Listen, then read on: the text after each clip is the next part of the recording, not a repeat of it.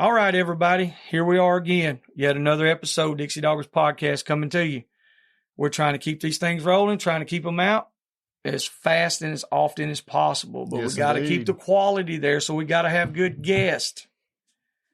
You know what I'm saying? So we have a guest on tonight that's a younger guy, very intelligent, just got engaged. He's becoming a dog man. He's not necessarily a dog. I ain't gonna say dog boy yet, but he's becoming a young dog man. Does a little bit of everything. Every day he's handling something. And hey, now easy. I know what you're thinking, but all right. Well, everybody, welcome Miles Threadgill to the podcast. Miles, how you doing, buddy? Doing good, man. Thank y'all for having me. Oh man, shit. We appreciate you being on here. Yes, sir. Yes, sir. So, give us a little introduction. Tell us who you are, and you know where you're at, your age, and what you do. Got you.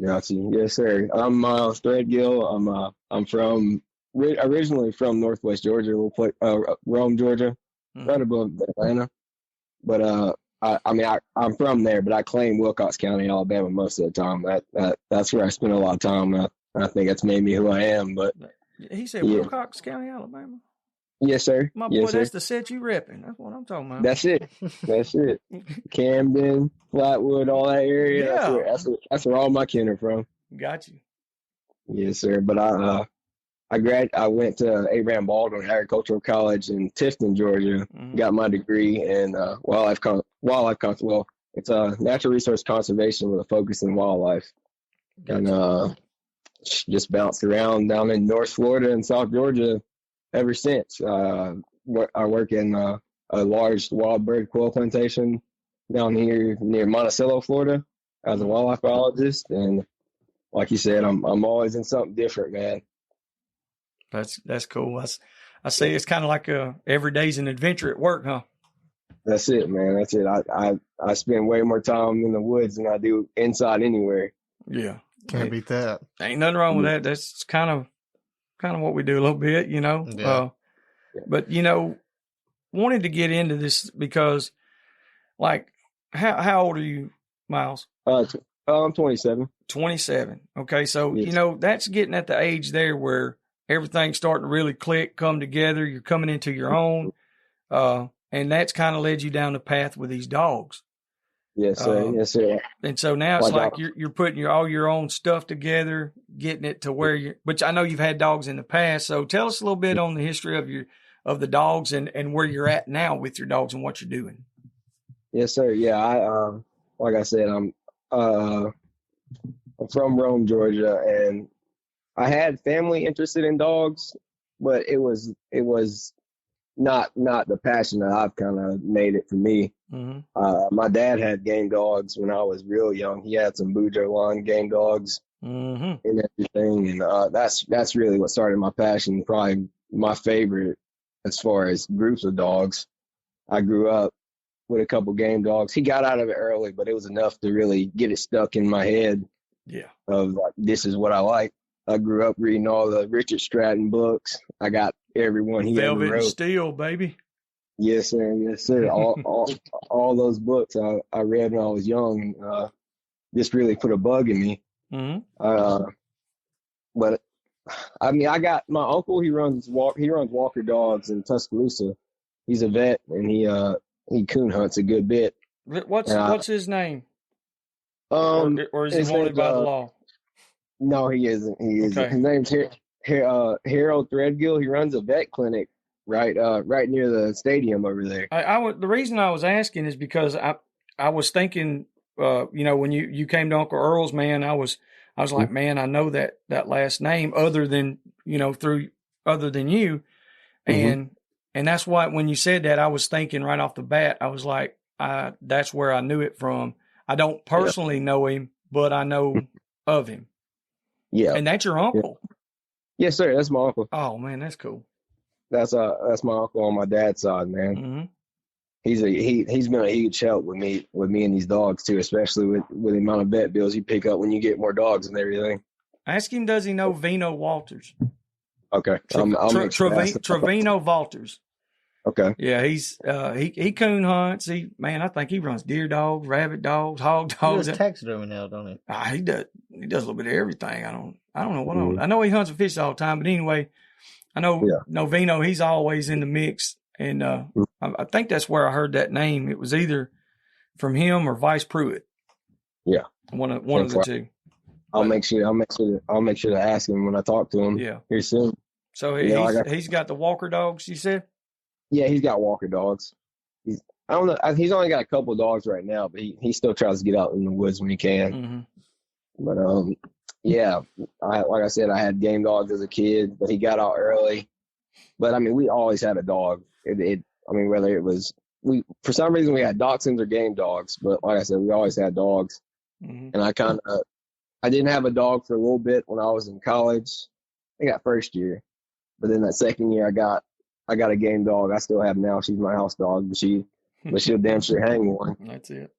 And made sure to handle my business and get my degree and everything. And I finally got a job where I'm settled because I was constantly moving around for a little bit, so I couldn't no way to really have multiple dogs with the way I was moving. But I'm finally settled in the spot, and I was able to go ahead and throw some kennels up.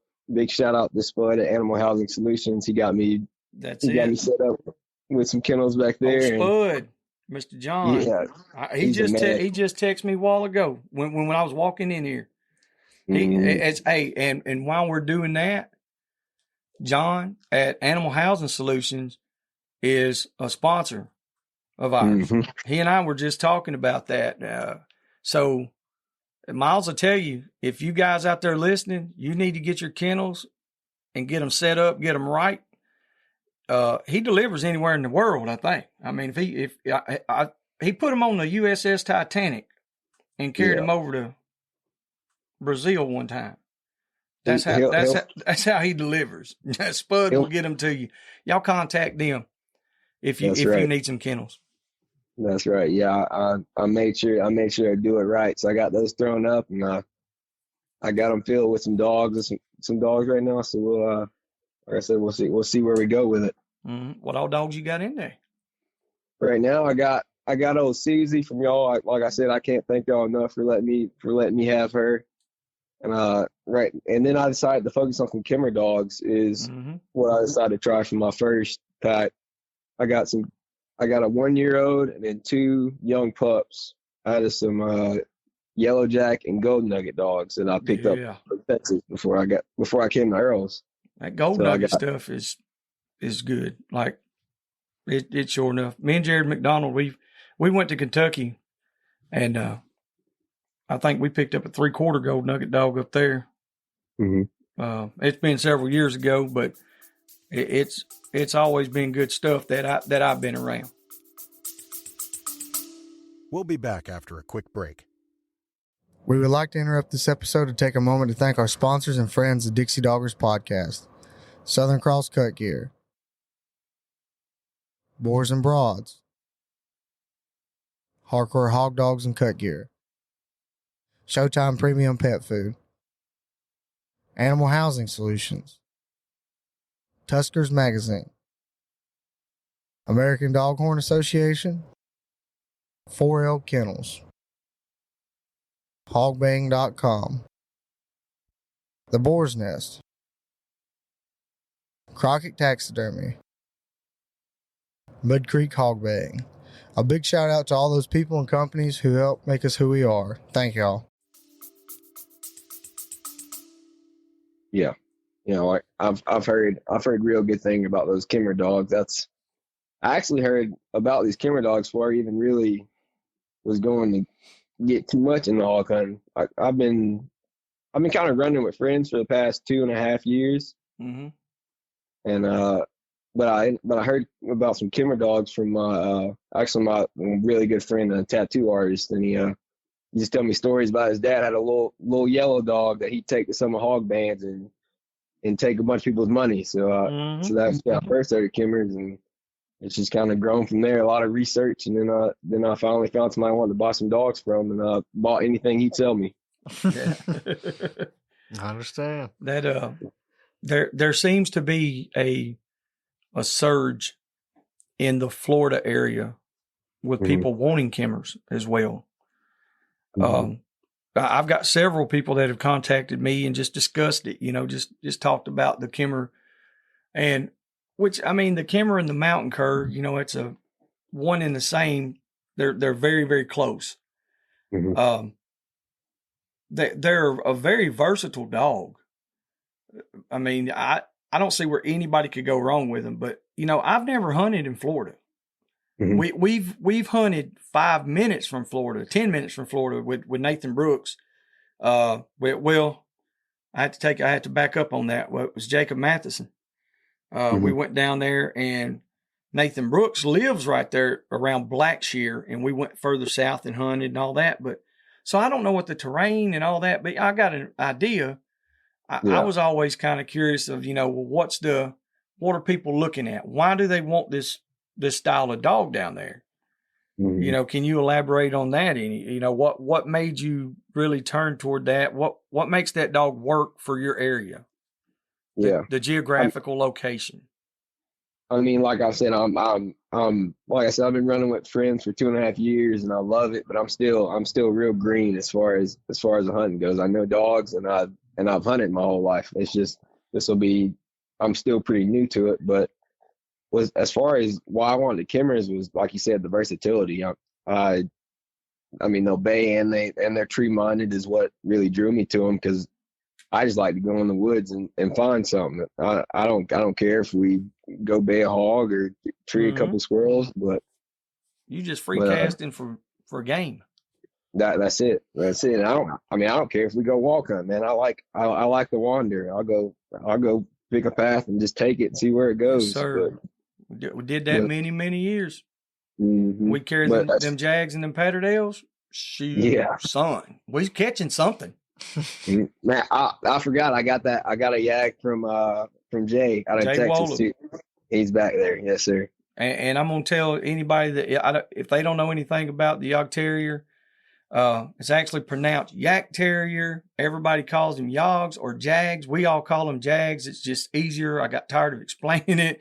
But Jay Wolub is at the top of the list for real on producing dogs, man. If you want to know how to keep true Jag Terriers, preserve bloodlines, work the dogs, if you have any Jag questions, and Jay's probably not going to want you to ask him a million questions, but his opinion, his opinion should be the standard, because there is no exception of ego or, I paid $10,000 for the dog. Care. If the dog's not worth the shit, then Jay's like, well, he's not worth the shit. I don't care. Exactly. I would like to know how many dogs Jay Wolub has imported. Well, now, or had his hand in importing. I think him and James Mills, they were hand in hand, and I don't know all their business. They still are, I imagine. They did a lot with the JoJo project.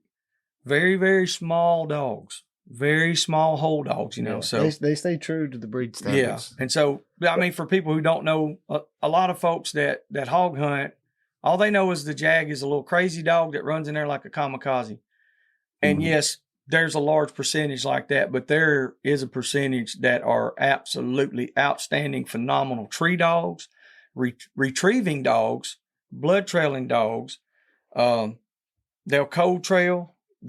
There's some that's silent. There's some that wide open on track. Jay Wolub believes that you shouldn't breed a dog that's not open if it's a Jag. Yes. If it's silent, he's like, you shouldn't breed it, because the standard is they're supposed to give voice on track. Yeah. Ours are, it depends, honestly.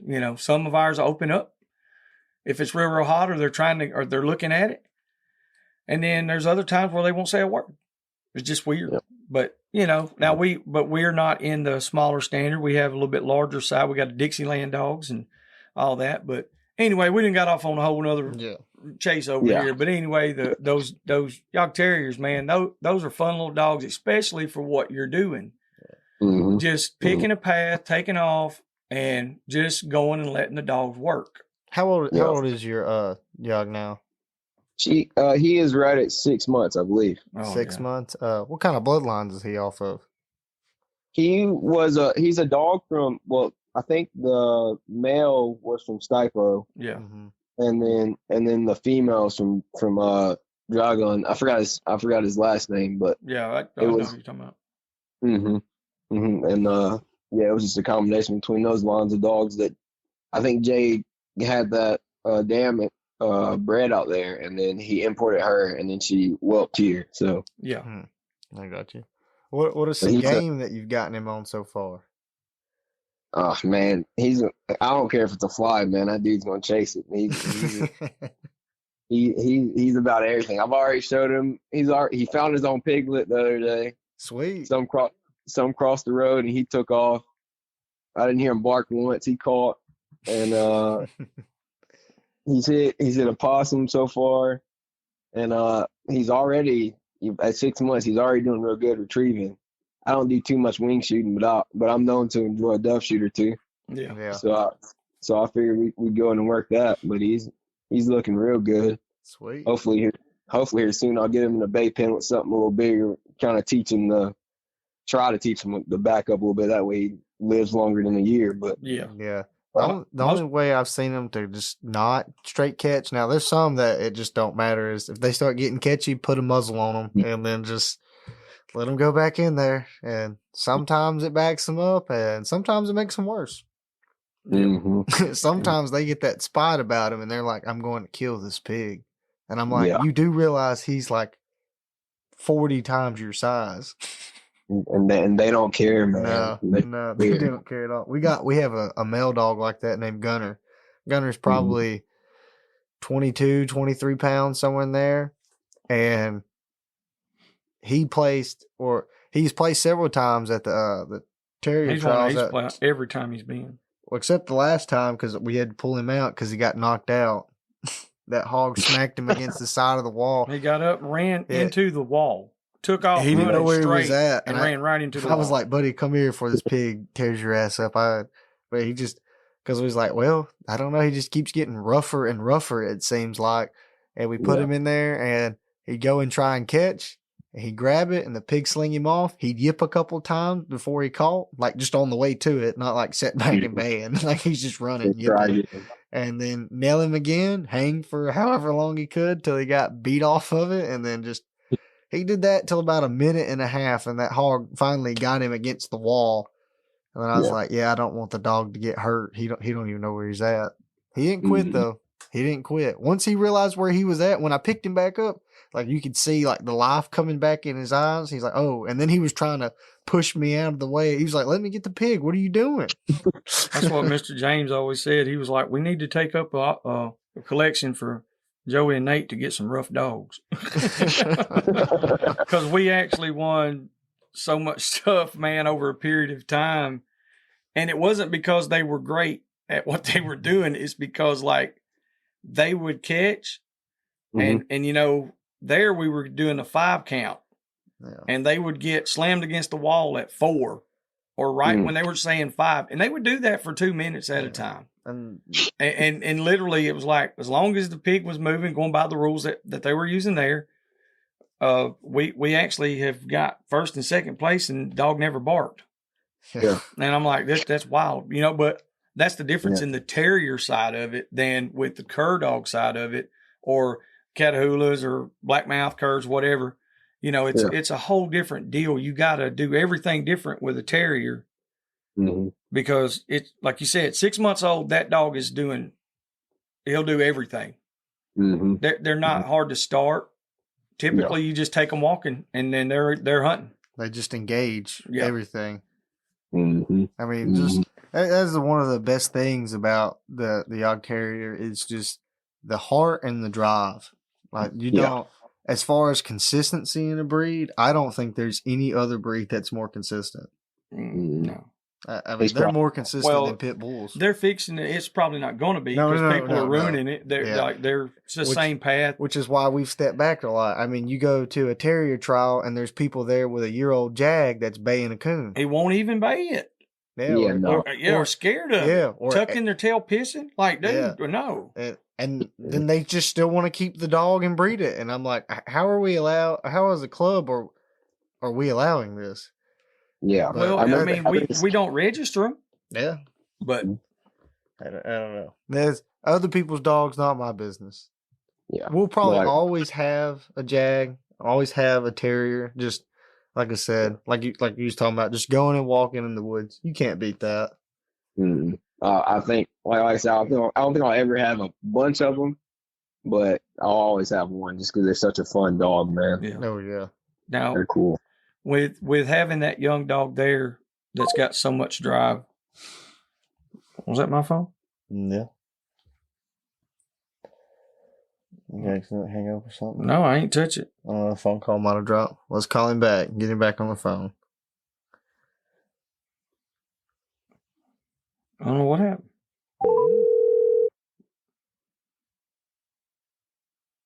Hey, y'all there? Yeah. Yeah. I don't know. I didn't even touch my phone or anything. It's just like, I have no idea. Just got off. You hung up? Yeah, Don't hang up on me. No, I didn't, man. It just said call failed for some reason. Yeah, dude, ain't no telling, man.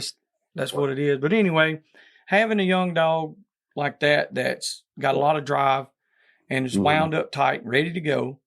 Then you've got those young Kimmers. And then you got Susie, which is an older dog. She's a mountain cur. She's more of the OMCBA style dog. She's a lot older. She's slower. So you got a good mix right there that you could take her and get those pups going and put them on the right path as far as like hog hunting, because she's a pretty straight dog now. Yeah. I've had her for a lot of years, and only one time, and that was last year, that I've ever had her trash at all. And here's why. It's strictly my fault. I didn't hunt her for over a year, a solid year. I did not hunt her. I was going to retire her. And she was so fired up when we turned her loose. Like there wasn't no fresh sign right there, you know. And she found an armadillo. And I knew then, I literally turned around and laughed. And I looked at Rodney and Joe. I said, we're going to have a fun day. And we caught it was it might have been 18. I think we caught that evening, that night. Yeah. It was phenomenal. That's a bunch of people. She put on I can't remember. We caught like 11 one time and then 18 the next day or whatever. It was a wild weekend. And she went with us those nights, and it was one of the other. But anyway, it's like she put on a clinic. Yeah. And I was like, I knew, because like I said, she hadn't hunted in so long. Like she wanted to find something. So when you got something like that, and she slowed down a little bit, and you got, like I said, you got those two young cur dogs, you probably got a good little pack right there and I ain't going to brag on the dog or nothing like that, but I mean, she's always been a good dog for us. Yeah. And so I think you'll have something there to get them going. Yeah. I'm excited. I'm excited to get her in the woods. I cut some weight off of her, and I got her on some good joint supplements and glucosamine and everything. So we, here in a couple, well, probably next week or so, we're gonna go see. Yeah. Doc, getting her in the woods real quick. Yeah, she was kind of different. Like different times she would cast real good, and the next time, I think it was more along the lines of however much we hunted her. Yeah. If you keep a dog out there and you keep it in shape, keep it hunting all the time. If we didn't hunt her for a while, like I said, she's a lot older, and we got all these other dogs, and I was like, well, and that's why when we decided I was like, I don't want to retire her and just let her sit up. I was like, man, she's still got a lot left in the tank. And so I was like, but at the same time, I wanted her to get a fair shake and to be hunted. And that's when we were talking about it. And I was like, man, I think sending her to you would be, even though she's not, she's not going to be one of those dogs that's just going to just blow it apart and just just burn the wood to pieces or nothing. She's a straight dog. She's a good dog. Yeah. And so, like I said, I think you put her out there in the woods, especially like walk hunting and stuff. You're not going to, I don't think that she's going to go too far. Yeah. For that, road hunting and stuff. That's why we predominantly did. We either road hunted her some or we cast. Yeah. And so those little Kimmers, once they get to where they're ready to go, I'd let them get to where they're doing that. But having that little Yog Terrier there too, if you get them to where those Kimmers where they're baying pretty good, that little Jack's gonna go in there and just bust that bay wide open. I know it's coming too, man. I know it's coming. Yeah. But generally, if you've got a good pack there with it, they'll help each other out.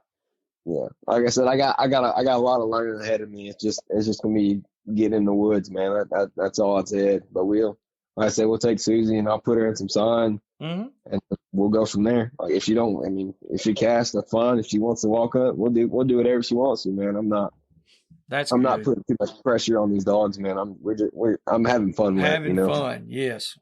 That's it. And once you always remember that. That's the best advice I could ever give anybody. And it's because you can get so in depth in it to where it's not. And then, man, it's just, you lose track of what you were doing it for. It becomes about something else and not the dogs and having a good time. And man, then you're doing it for the wrong reason. Yeah. I think that's one of my, kind of one of the things I'm glad I kind of just observed for a couple of years. Yeah. I didn't just jump into it. I got to see different people's packs and how different people handle their dogs. And I got to see what I thought, tactics I could pick up that I liked and stuff that I saw that I'll never touch and never do. You know, I got to see good examples how people keep their dogs and ways that you shouldn't. So I think after being a student of it, I'm way more. I'm sure I'm way more confident than if I just jump straight into it. You know. Yes. But like I said, I'm excited for it. And there's nothing to it but to get in the woods now. That's right. So what do you got? So you're saying you're a biologist, wildlife biologist. What all do you do? On the quail, you work on the quail plantation, right? Yes, sir. I work on a large quail plantation down here, all wild birds. Yeah. It's about 20,000 acres that I work on, and a lot of it is tractor work. But this place is trying to move over to a lot more non-game management stuff like salamanders, frogs, a lot of stuff that people don't put emphasis on. Yeah. But the herpetology side of it. Yes, sir. Yes, sir. The herpetology, which is the study of reptiles and amphibians, for anybody who may not know those terms, but not sexually transmitted diseases. If I had $1 for every, because when I was a kid, I wanted to be a herpetologist. Up until I was like 9th, 10th grade probably, and then I was like, well, I think I'm going to do the forestry and wildlife biology side. And because I was like, I'm just going to be a hardcore herpetologist. This is what I like. And then I don't know, I just got tired of being asked by so many people. It's like, you going to study herpes? and trust me, it hasn't ended yet, man. People will still throw the joke out. I thought the best one was when he was in school, and I imagine you got the same thing. Oh, so you're going to be a game warden? Every time, man. Every time. Yeah, that's what I thought. Anything natural resource? Oh yeah, that guy's going to be a game warden. I didn't say anything about law enforcement. It got to the point where I would be like, Nate's going to school to be a game warden. Ask him about it.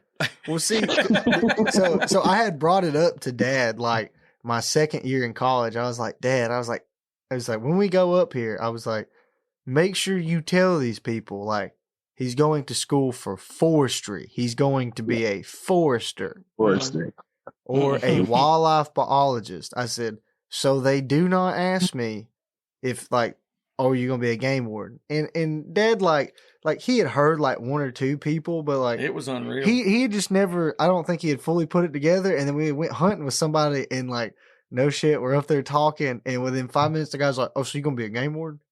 And Dad just like dies out laughing. I was like, no, I'm going to be a forester. Yes. That's hilarious. Yeah. So with the progression of doing the non-game species, like the reptiles and amphibians and things like that, what kind of tasks are you dealing with, doing that? Like, I mean, are you... Yeah. It's real. It's kind of real seasonal work because I mean, like I said, they just started wanting to go this way, so I'm just kind of I'm getting into a lot of surveys. Like this past winter, I was looking at a lot of the ephemeral ponds. I mean, a lot of people call them wet weather ponds, but they're ponds that only fill during the winter, and they offer breeding opportunity for they're fish free ponds, of course, because they're usually not there during the summer. They dry up, and that's where a lot of rare amphibians breed. And I did a lot of surveys looking at salamanders and frogs then. So still doing it. We're into the spring season now. And that's where I'm at now, coming out of it. So I should be doing a lot more snake surveys here soon. I got you. And when you say snake survey, like what do you mean by that? Like kind of go like into a little more detail there. Mostly lately it's been walking 10 or 12 miles a day trying to see what I find. But yeah. Here soon there should be some me putting out drift fences, which are it's pretty much a snake trap. It's just kind of silk fence. It's put out in 3 different ways in like a box in the middle with a funnel. Yeah. Where those snakes will hit those drift fences and go along into the box that's in the middle of it. Yeah. And they'll go in the funnel and they'll be stuck there. But hopefully that'll be the next project. But other than that, it's walking and flipping a lot of logs and. Yeah, that's what I was going to ask. Did y'all like ever install like any pieces to flip, like a rock or a log, or like I know a lot of people, like a lot of herpers, they use like pieces of tin, stuff like that, and like stage it out. I didn't know if they were doing anything like that down there. I've seen a lot of pieces of tin on like TikTok. That's where I see it at. Don't have the educational background, so I just see other guys like I said, they'll have pieces. They'll see a junk pile on the side of the road.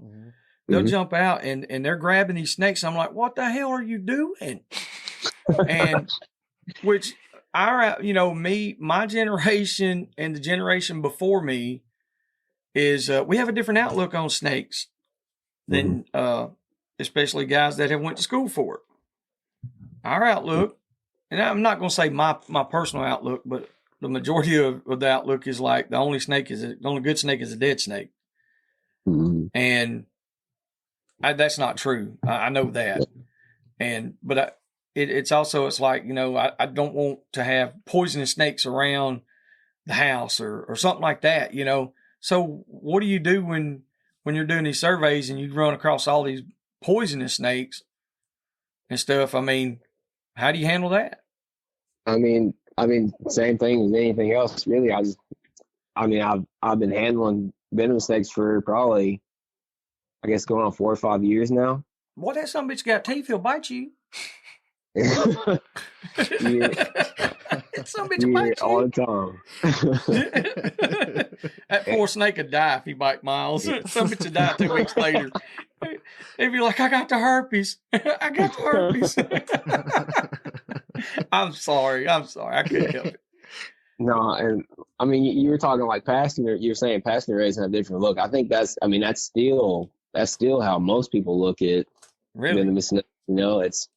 I don't think it's gotten a little better with the help of education and all these Facebook groups and stuff like that. But there's still plenty of people, especially in hog hunting, man. It's I know there's many people I've met that's just thought I'm insane for liking snakes, or like I said, we'll be riding around where we're hunting and a cottonmouth will go by and I'll just let it cross the road and people think I'm insane, but we tend to do the same thing. Yeah. Yeah, Dad was swerving in the road trying to miss a king snake yesterday. We both thought it was a stick the way it was just laying there. Then it started moving. He's like, "Oh shit, it's a snake. We got to move." Yeah, it used to, when I was younger, I was taught you swerve to hit them. Yeah. You try to run them over, and now it's like I've learned so much. It's like, man, if I don't absolutely have to do it, I'm not going to do it. Can't blame a snake for being a snake.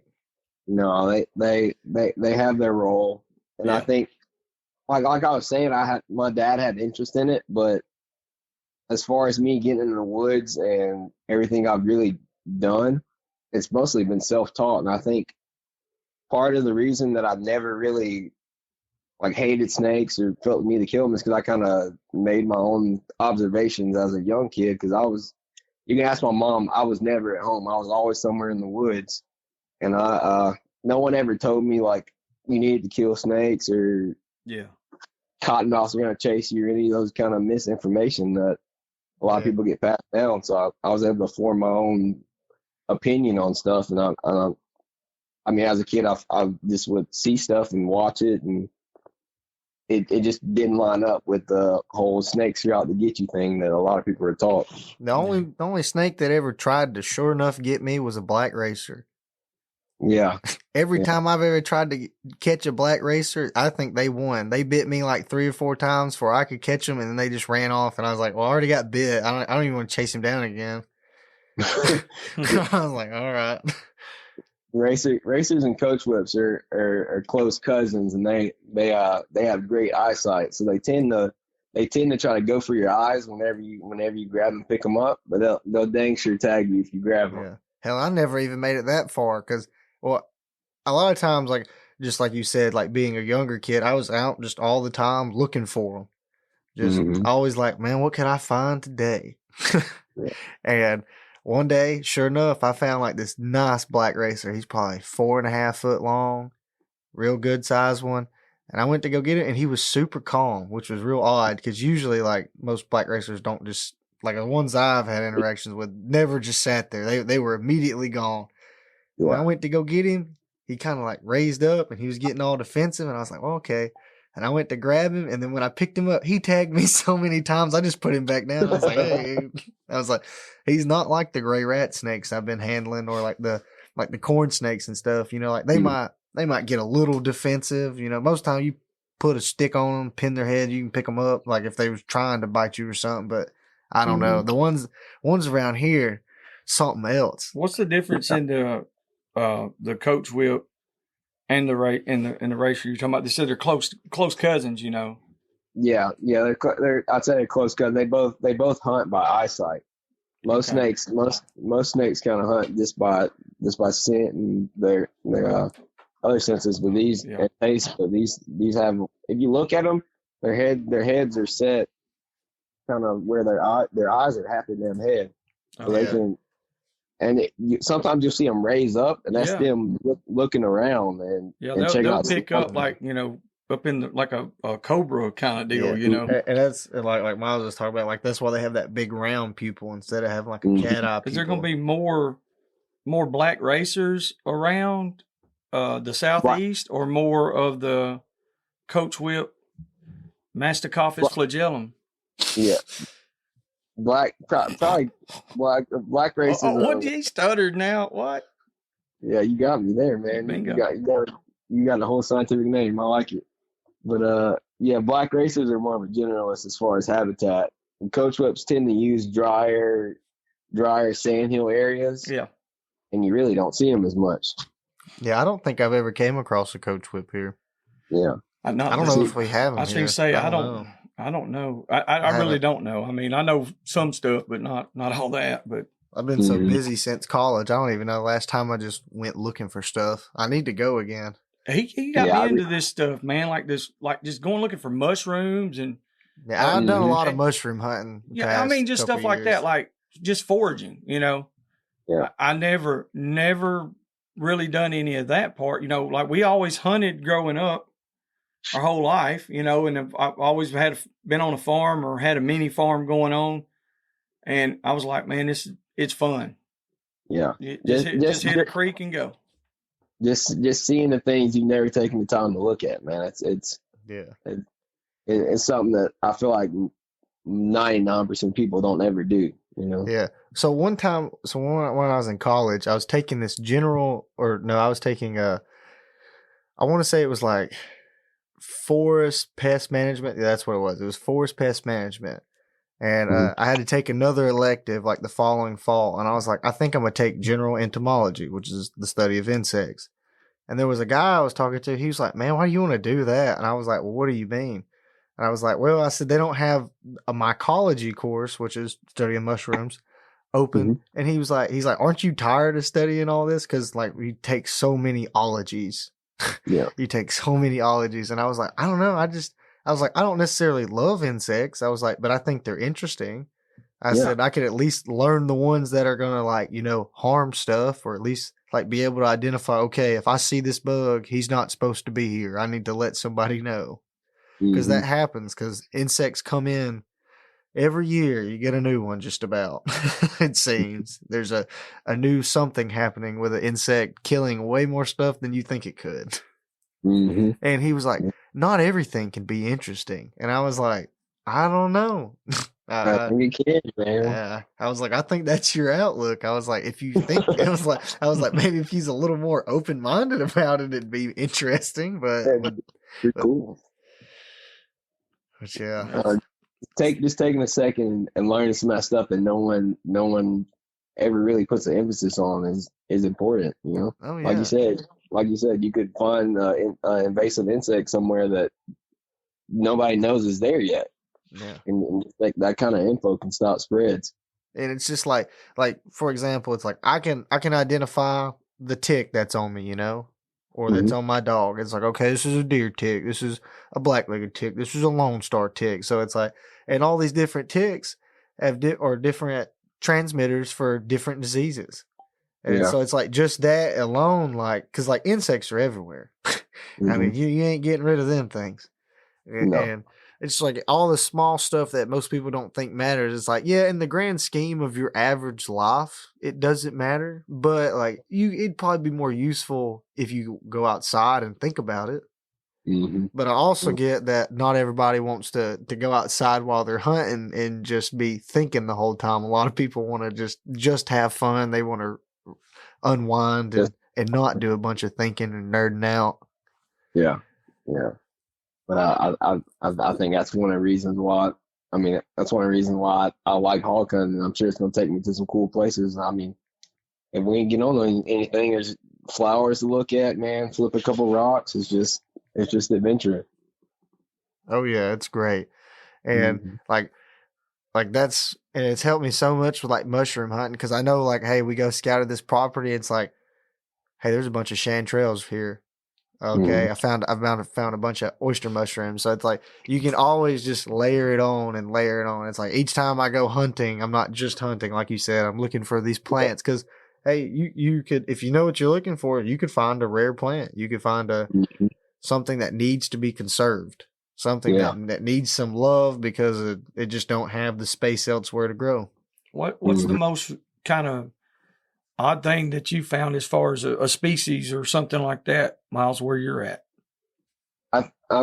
Probably the coolest thing I found is I was walking one day and I found the orange fringed orchid one day, and it was a pretty good patch of them. But orchids are a rare flower that you really don't see too much, and it was cool to especially just growing in the wild.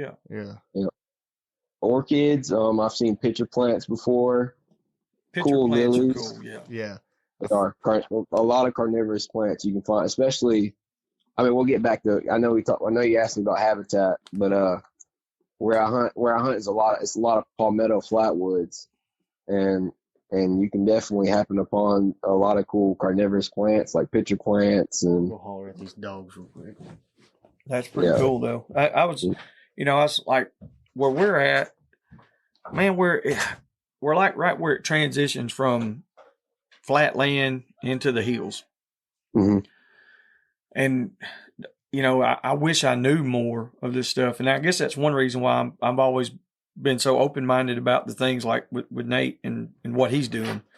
Like he said, there's many, many days where we're hunting, and if there's not a lot going on, we're over here and he's explaining this flower or this plant or this tree or the grass, and and what they're used for, or what they're good for and what they're not good for. Do we need them there? And a lot of people read into that as like it's too much, but it's not. The quality of your wildlife, the quality of the game that you're seeking depends on that. Whether man-made or not, whether we're planting a damn green field, that's the least of the thing we need to do. People want to worry about baiting in green fields, and it's like, honestly, if you want to be a true outdoorsman, baiting is not really a good thing in most long-term management plans, and food plots need to be 1 to 2% of your area of your land. It's like, Yeah. so what are you going to do with the other 99 to 98% of it? I'm sure you don't want just random cattle grass and like cattle variety grasses, or just pine straw and like pine woods. Yeah. And I think it's crazy how much people spend on throwing corn and protein feed, and you could spend way less money and put more forage on the ground just burning, just managing what you got.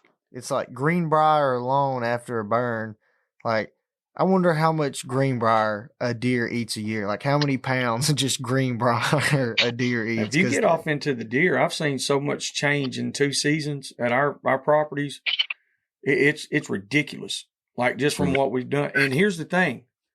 We left it alone. Instead of trying to, run a disc and do all these green fields and bush hog and all this stuff constantly. No, we don't do that.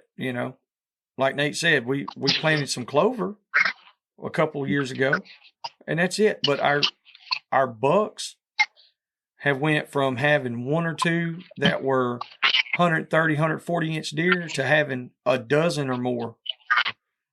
And all we did was just let it concentrate on more what we already had there.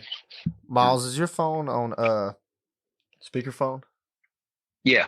I'm getting some feedback on mine. We're getting some feedback on our end. So I don't know if you need to get in a smaller room or if you're gonna have to take it off. I know your arm's probably gonna get tired, but I'm just getting feedback of Dad back. Yeah, I can hear it when you're talking back on ours. Any better right there? Yeah. I don't hear it now. Yeah, I don't see the feedback coming through. Thank you, buddy. No problem. No problem. No. That ain't been a whole podcast, has it? No. Right. It just started here, like last minute or so. I just noticed that. I was like, huh. It could be a certain way you turned it or moved it a little bit or something. It could be anything. Gotcha. Love technology. Yeah. But anyway, like I said, on the management stuff, if people did, like you said, the burning and stuff like that, man, that's it. You don't have to do all the corn. Now we still put stuff out for hogs. Yeah. Now I think baiting for pigs is probably the best. Yeah. Like, I mean, and because they're constantly moving. Yeah. They're just constantly coming through and just terrorizing everything. So we're like, well, we want to keep them in one area as long as possible.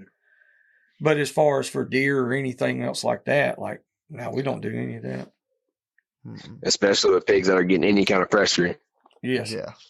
And a lot of times, like, one thing that we've noticed is, like, if you catch a pig that's just went and fed up on a bait pile, that race is probably going to be shorter because he's full. We caught 3 the other day in 150 yards. Yeah, we caught 3. Well, I take it back. It was 164 yards from the first one, and from the first one to the third one. The second one was we could see the second one from the first one, so it was like boom, boom, boom. Yeah. It was pretty wild. Do y'all see that they kind of hold up super close to y'all's bait piles? Sometimes certain groups do. Like if it's a group, if it's a sounder, with generally that'll have more sows and shoats and stuff in it. They'll hold up. They'll hold up closer to where we got one main bait site, and that's pretty much it. We used to have 4 or 5. Yeah, and then it got to where we had like a couple, and then it's like, you know what? We just did one, and it's on a couple thousand acres. Yeah, but now we do have. It's a farm. It connects to a farm, so you've got some agriculture on one end. And so, you know what I mean? We don't have to bait over there. So if the pigs start getting in any of the corn or beans or whatever they're planting, then we get over on that end, put pressure on them. And if they move, they'll hit the bait pile at the backside. And then we'll we'll hit them back and forth. But if it's single hogs, big boars or something like that, then they'll move in and out. but they don't stay there real long. Like you might have one that'll stay there and eat for a couple of hours or something like that. And then you might have one that'll stay there all night long, but you might not see him for a couple of days. Yeah. It's just and weird. I mean, on the topic, I mean, going back to the beginning of the podcast when you asked about the habitat I'll be hunting, I'll mostly be hunting big pieces of public land. Okay. I live around I live right by a big WMA. Apalachicola National Forest is about 45 minutes. Yeah. And Big Bend National Forest is not too far from me either. So I think that WMA is probably right at 60,000 acres. So what's the regulations on the WMAs there as far as hog hunting? On the WMA, you can run all deer season. Okay. We have a dog running area, and you can run that all season. So I'll be running that, and they have a couple summer hunts that I'll probably be hunting. Maybe, I mean, there's a ton of gators down there, so it'd be how I was feeling that day. But they got summer hunts too. So during deer season, I'll be able to go. That'd be pretty whatever cool. night I want to, you know. Yeah, that'd be pretty cool there because like during deer season, we can still hunt. It's not illegal, but they gave us a night, and I'm sure people have heard it on this podcast before. Like we have a special nighttime season and all that. And during deer season, it's technically daylight hours only. If it's any kind of public stuff, there's not a lot of public land that you can hunt here, and so during deer season, man, a lot of times there's a lot of hog hunters. It's kind of hit and miss. You might go run one time a month, Yeah. Now there's some that hunt constantly, but like we don't. Generally, as soon as deer season goes out, we hit it for about a month, and then turkey season comes in, and then turkey season will go out here in May.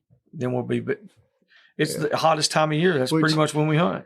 Yeah, I mean, I wouldn't say we completely quit. Like even during deer season, I don't think there's been a month in the past couple of years where we didn't at least go hunting 2 or 3 times in that 1 month. Yeah, that's what I said. Twice. I mean, like the worst that it's been is once a month. That would be the worst. Yeah, but generally we go a couple times. Yeah. But like I said, there's some folks that I know that. But like I said, we also have like our own private land, so it's like we can do what we, pretty much we determine what we want to do where nobody's deer hunting on it. It's just us. Yeah, having that private lease has helped so much. And the main reason we do it is just to that we keep it is so we can get our young dogs going, and if our older dogs need to be tuned up, there's not a lot of hogs on it. So they have to hunt. If you got a huge population of pigs, it's a lot easier. If it's spotty or you don't have as many, well, the dog's got to work harder. So that makes sense. Yeah, that's why we use it. So the dogs, when they have to hunt harder in this area, then when we take them to an area that's got a big population, they just smoke it. It's easy. Yeah, it's easy for them, easier. So yeah, but I couldn't imagine having all that public land like that to hunt, dude. That would be just insane. And that's why I do what now? Say it again. I don't know if you're losing signal or what. I'm not sure. Can you hear us, Miles? Hey, y'all got me now? Yeah, I got you now, buddy. Yeah. 10-4, I was just going back to your question about breed choice and habitat. Yeah. But most of the stuff down that way is going to be just thick tie and water. That's about it. Just thicket. So that's why I was leaning towards smaller 35, 40 pound dogs that can kind of get in those thicker, get in that thicker habitat and push through it a little easier than the bigger dog would. Yes. But I'm sure I may change my opinion whenever I get to really running it. But like I said, it's super thick and usually underwater. So I think you're on the right track. especially, you know, if you got like those cameras, they tend to be a leggy dog, you know. Mhm. If they got leggy, you know, that's good for the water. And the thick stuff, generally they're a narrow frame dog. They can twist and move. Mhm. It works better in the thick stuff to me for small. That's why, like I said, we ran the terriers a lot. We hunted a lot of cutovers and real thick stuff, and they work phenomenal in it. Mhm. I think Nate put a video up. We went down there with Rip East, and it was real thick, and all the big dogs were in there, and they were just running these piglets and shoats around like they couldn't catch them. Mhm. We put Silky on the ground, and she's about 30 pounds, somewhere in there. Yeah, 35. Maybe 35. But she's mostly sight hound. And dude, she zoomed in there, and that race was over within 5 seconds. Mhm. You know, because she could get in there and hit all those little holes and stuff, little rabbit trails.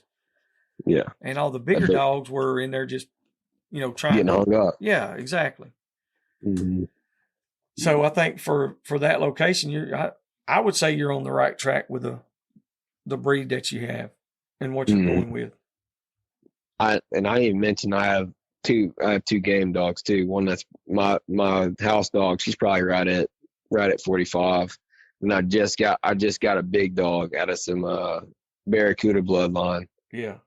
He's a big fella. He's right at 65. So we'll see how he does. But I think a smaller dog is gonna be the way to go, just as far as heat and, like I said, how thick these thickets are. So yeah. But now having that stuff off of Barracuda, I mean, what the is it? dog's a stud. 9 times on paper, but I think it was 12 times. Mhm. Win, ain't it? Yeah. It's that's no joke. No. So No. That's a little testing. well, listen, involved there. I got to thinking about it, Miles, and that dog probably just ain't gonna work for you. But I'm saying I would take it off your hand. Yeah, you know what I'm saying? just so you ain't gotta get rid, you know, you'd always be able to get back to it. That's right. That's right. Hey, we can all agree to it. Don't be messing me up. Don't bring the dog well, home. there we go. Miles said he turns out. He was like, yeah, me peril, super peril. I was like, That's I it. agree. Yeah, we got some pretty good stuff. Yeah. But go ahead. I said I'll send them right to y'all whenever y'all need them. There you go. We appreciate that. You're gonna have to come up here and go hunt with us. Man, we're gonna have to do it soon, man. I'm looking forward to it. Yeah, it'll. If it's half as fun as Earl's, best hunting trip ever. Yeah. That's right. That's right. So y'all had a good time. You got it, man. I y'all had so much fun. I had a out. hangover. Yeah, I didn't even drink nothing. That's what I'm saying. Y'all had so much fun. I had a hangover. Oh man. yeah. Kirsty gave Miles that shot, that Finnegan. Miles was like a new man. He was ready to go. I was about to say the MVP is Kirsten, man, because I don't know if I would have survived that morning, brother. Yeah, Miles he was looking a little peaked, a little rough. That's what you call peaked. Yeah, and then old men terms. You're looking a little peaked, ain't you? Miles was looking pale. And then he went inside, got that shot. About 20 minutes later, you could just see him just moving a little more, feeling better. I was like, okay, yeah, there you go. Yeah. And now when you went to Earl's, went to the hog bait. Now you had went to Texas. Yeah, correct? I went to Texas and got your Kimmers. Mm-hmm. Yeah, and then came to Earl's. Yeah, so you made a hell of a road trip, and it was your birthday. Yeah. All in one. Like, I mean, it was a action packed few days there. Man, it was a good time, man. Met plenty of good folks. Earl's will definitely be something I do every year. Well, so I think that's what was my next question. Was like, well, what'd you think about the hog bay and all the people and everything down there, man? It was, I love it. Yeah, man. I was about to say the only person I like actually had met before was Spud. Yeah, and man, I got to meet all kind of good people. It was a great time. Was that the first hog baying you'd ever been to? Yeah, that was the first hog bay ever too. Yeah, that's the big one. Better way than break it in than Uncle Earl's. Yeah. Hey, while we're on the subject of that, just like we did a while ago with animal housing, Hogbaying.com. Hogbaying.com. That's another one of they're a big supporter of us in the podcast and everything that we do. Not only us, but they support all hog dog hunters and all people that run bay dog, all dog hunters, you know what I mean, in general. So just want to give a shout out right there to those guys who support us, and we support them. And so anytime that you get an opportunity, go check out one of the hog bays, holler at Jake Locano, and he can hook you up. We got one coming up in Downsville, Louisiana, here in May, the end of May. Weekend of the 25th. The Memorial Day Bay.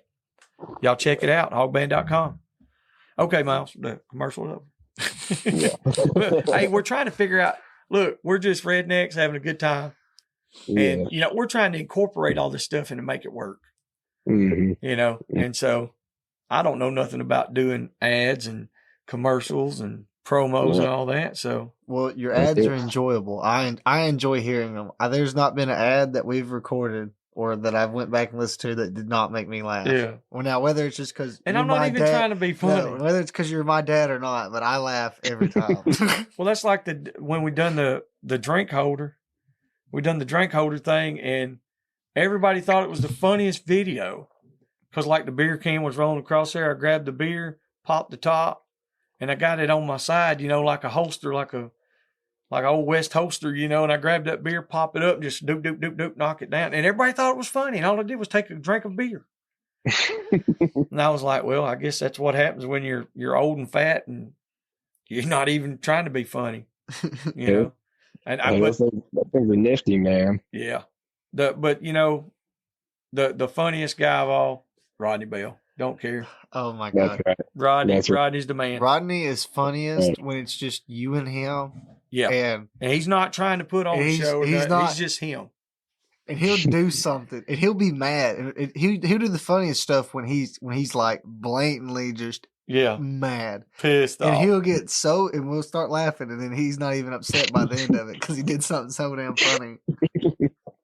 Oh yeah, we constantly try to convince him of something. He's like, no. When he did the robot, when I was like, Rodney, can you do the robot? And then he did like the best robot I'd seen. I was just so blown away. I didn't know what to say. Yeah, it's he did awesome. A robot dance and then did like the swaying arm shoulders, and then when it like came back around, he like popped and locked it and then drank his beer. And I was like, he's done this before.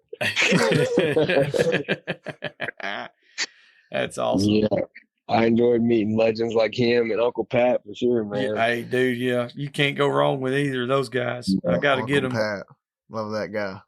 Yeah, I got to get him back on here and do some more Q&As with him. Yeah. I talked to him a little bit today. He may send me one of those, one out of that batch of farrels he got cooking right now. Yeah. Speaking of Uncle Pat, one of the newer sponsors of the Shankathon. He said if he 4L. 4L Kennels. He said if he can manage to keep them hellions alive, that he will donate a puppy to the winning team. Mm-hmm. That's it. So, hey, you guys that's going to sign up for this Shankathon, y'all be paying attention.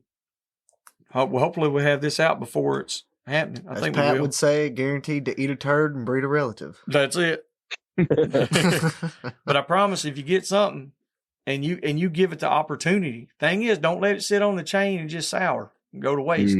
And if it bites you, don't be surprised. Yeah, bite it back. You gotta get in there. Don't gotta outdog the dog. Don't be a punk. Yeah. Bite the dog back. You know, that's how you have to do it sometimes. That's it. Or you can make their eyeballs bug out. And that'll be another story. That's inside. Rodney, you're listening. Choked the dog for trying to bite him the other day. You know, sometimes when they don't act right, you got to thump them on the head a little bit. I get it. But like Pat, I think, is he going to let weed eater string go with the dogs, with the pups? I don't know. Comes with its own weed eater string. He needs a roll of weed eater string with every puppy he gives away. Every puppy Pat sells gets a roll of weed eater string with it. And a muzzle. Yeah. Just so you can catch it, bro. Hey, I'm going to tell you, but here's the thing. You ain't got to kick it off your feet to get it to go hunt. They do it. Yeah. The first time I got one off of his General Lee dog and Cody Jeffcoat's female. Cody sent it to us. We brought the dog home, the pup, and had him for a little while, let him acclimate, get used to everybody, let him grow up a little bit, put him out there in the pen. He bayed literally a 5-minute perfect. Oh, I was like, holy smokes. And I sent a little short clip of the video to him, and Pat posted it and stuff. And then first time we carried him out, like he wasn't coming back. Like when I say he was gone, like this son of a bitch stayed gone for 3 days. Well, it was 3 days with him. It was 2 or 3 days, and I had to go back and get him. He was running the whole time. Our game cameras would go off. You'd see a deer, and then you see the dog. That dog wouldn't get closer than 200 yards to me. I even tried like lightly toning him or toning him, then like lightly shocking him every time he'd start going the other way, and nothing. He was like, no, I'm just staying here. Like he wasn't scared or nothing. He just like look at me and then just run off again. I was like, he was hunting. I was like, hell, if he wants to stay, let him go, buddy. Yeah. But like I said, he wasn't just like sitting in one spot or nothing. He was staying busy. Mm-hmm. It's because he was making like 200-300 yard loops. Then he'd go out another 100 yards. Then he'd go out a little further. And keep in mind, this is the first time he's ever went anywhere. Man. Wasn't that his very first? Yeah. Yeah, that was his first time. Yeah, first time leaving the yard. So I was like, that was our biggest concern. Is like, are we going to get him back? And I was like, Dad, I am almost confident that he ain't coming home with us today. I was like, I'm almost confident this dog is going to do his own thing. 2 days later, go to get him and knock a spike down in front of him. You know what I'm saying? It just happened. Yeah. And then he came and got in the shooting house with you, and then y'all watched some more deer. Yeah. Well, I think there was another one knocked out. Now he's ready to come home after them 3 days. He came to me no problem when I pulled up.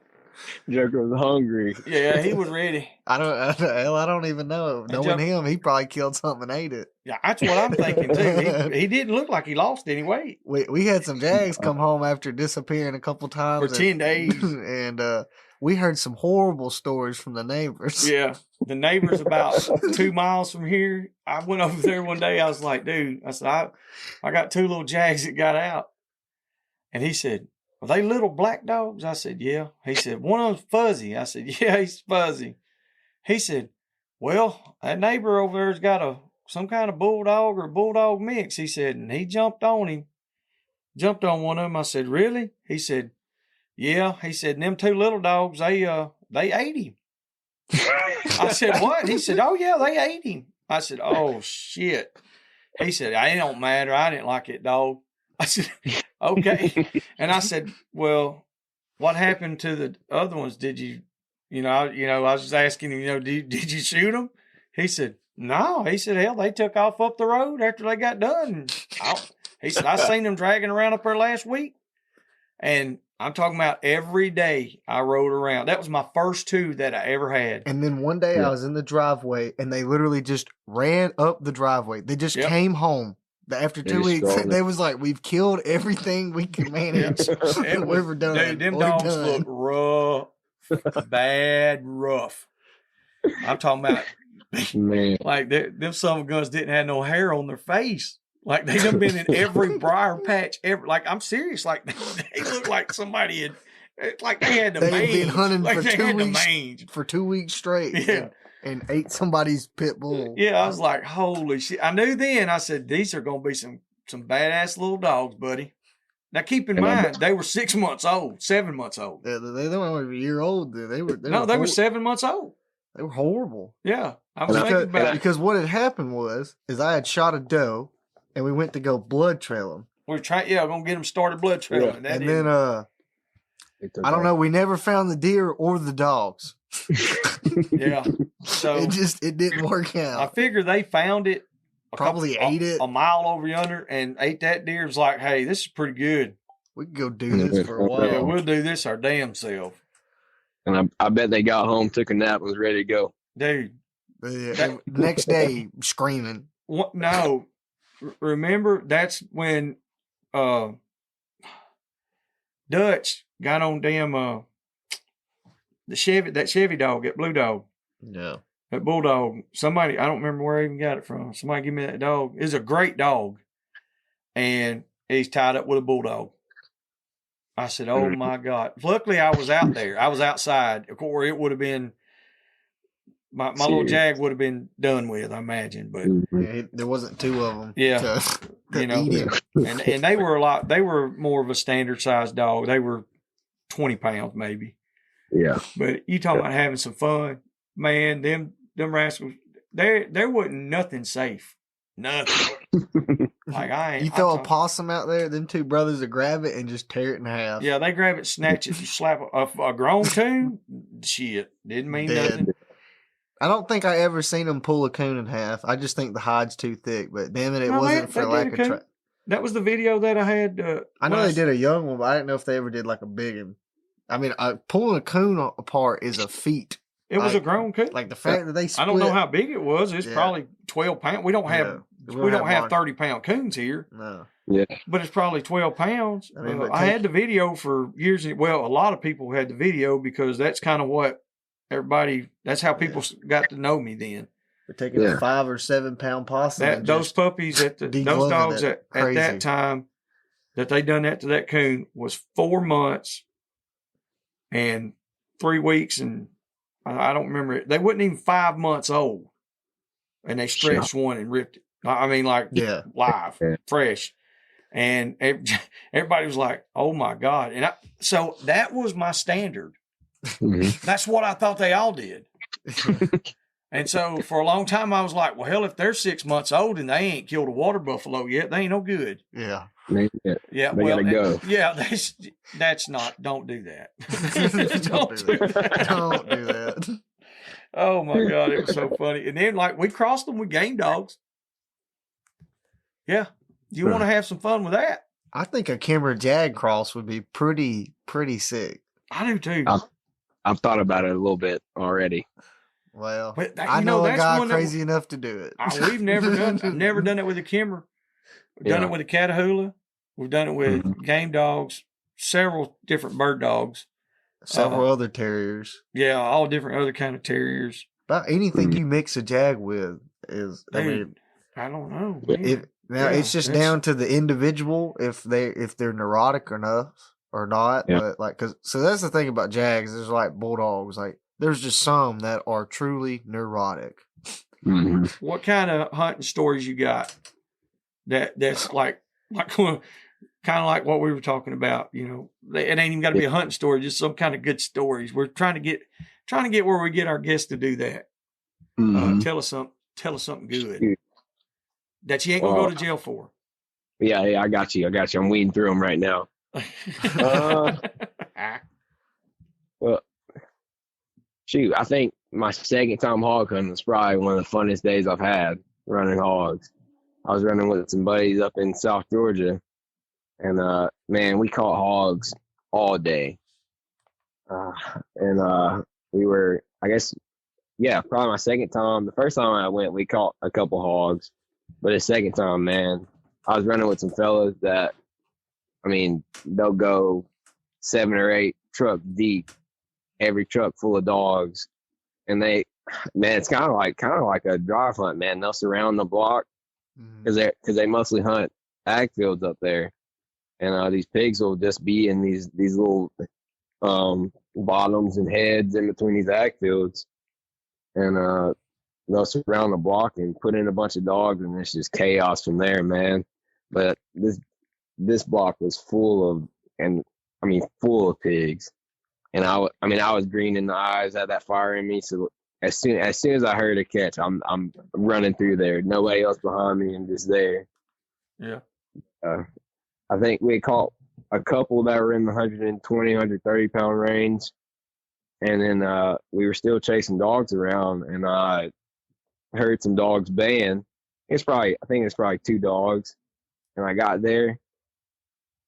It was me and my buddy, because I finally linked back up with him, and we were going to this one, and like I said, this is a bunch of dogs. So if there's some baying going on, it's a man of a hog, because usually they'll put the heat to them and then catch them. And I get in there, and it's, like I said, it's an absolute stud. I think this pig, he weighed right at 340, 345 or something like that. Yeah. 345, and just absolute shanks to him. We no bulldog in sight. I mean, they sit there and bay that hog and pressure him for a little bit. My buddy tries to shoot him. That I think he had like a 9mm. He hit that pig and he just shook it off and took off. And we finally got a bulldog, and the bulldog got there, caught. Bulldog got cut right in the throat. That was his last hunt. I had to carry him out, 80-pound bulldog. I had to put him on my shoulders and get out of there. But that was the biggest one so far that I've seen, and the most big I've caught in one day. But that was a dang good time. Oh, wow. I think that was that was the hunt that really cemented that this was something I wanted to do, because I got the full experience catching pigs, having to deal with a cut up dog, Yeah, the whole 9 yards that goes with it. Now that's pretty cool. Yeah, because I feel like a lot of people don't really show that, man. Sometimes things happen, and you have to be prepared for it, I was watching something on YouTube the other day, and it was more like a documentary about a man in Texas, and I hadn't even told Nate this, and I'm going to put it out there here in a few days. I don't know exactly when, but I'll send you the info and stuff. Mm-hmm. The man is a veterinarian, and it's a series of videos. Mm-hmm. And I just was thinking about it, and I was like, they actually showed this dog, him working on the dog, mm-hmm. and it's on camera, and the dog dies. Mm-hmm. Right there on camera. So can you imagine that today? Holy shit. Yeah. Like people would it'd be the end of the world.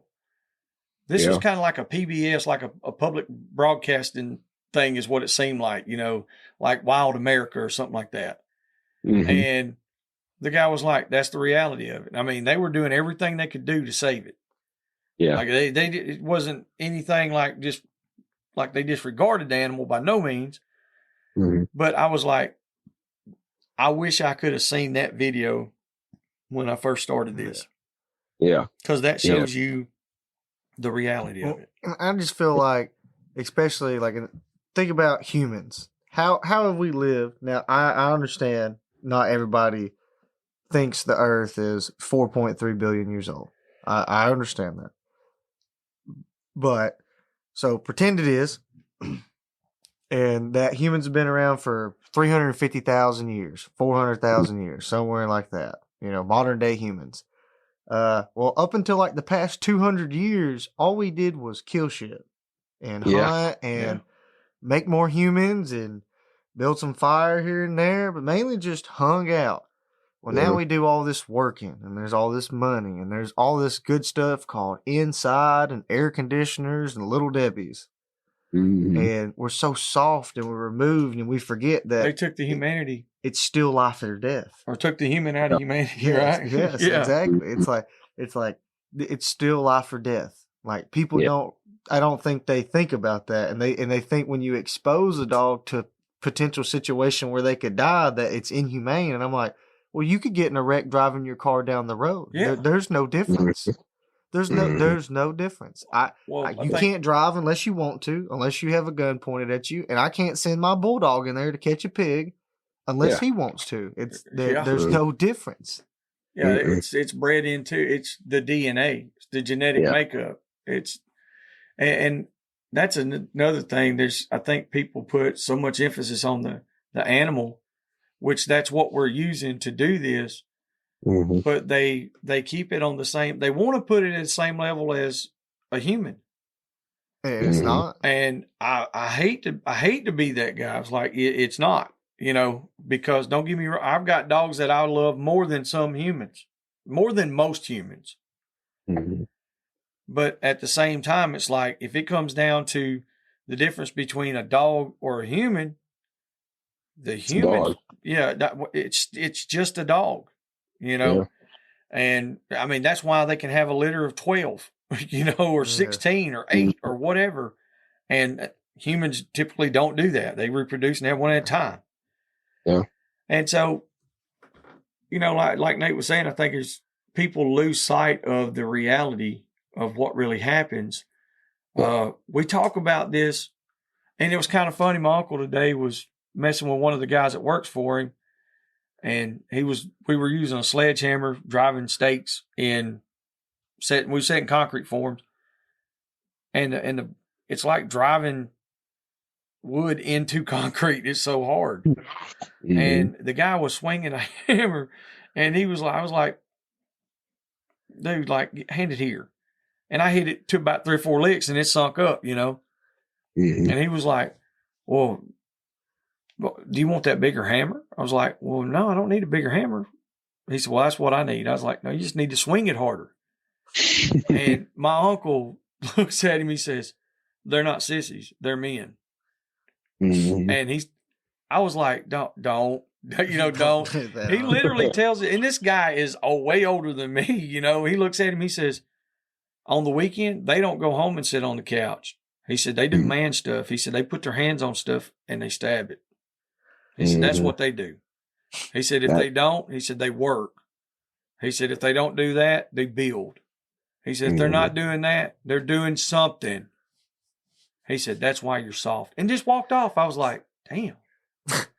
I said, now, dude, you made me I feel like I'm a caveman. I'm dragging my knuckles now. But at the same time, it's like, you know what? He's right. Yeah. He's right. It's like when you think about like Dad and I was listening. Where's the man's man at today in this world? Where's the real men? We're losing that, man. You young guys are the next in line to show the next guys in line. Yeah. To show the 15-year-old boys now how to be a man, how to set an example. And so it's up to y'all. And that's why guys like me and Uncle Pat and Jake and all them, a lot of people think we're assholes. We are, but it's through the process of being a man. Yeah. It's like you got to be tough. Yeah. So that you got to have that primal instinct, man. It's like everything else. Like no matter what, the core principles of being a man are the same. Penis. Yeah, that's a very important part of it. Just making sure, because I get so fucking confused now. I don't know. Well, there's a lot of people that need to see some way better psychologists than the advice that I could give them. Well, I know. That's what I'm saying. I'm trying to be politically correct and I let people anatomically correct.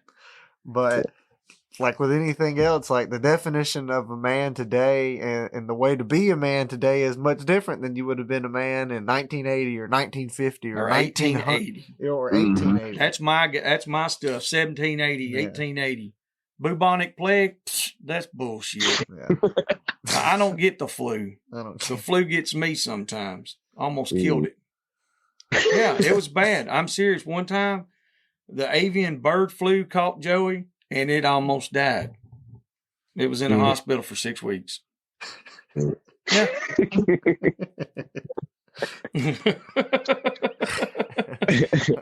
The swine flu caught Uncle Pat, and it still got it. And it smells twice as bad. Yeah, it stinks like shit and smells twice as bad.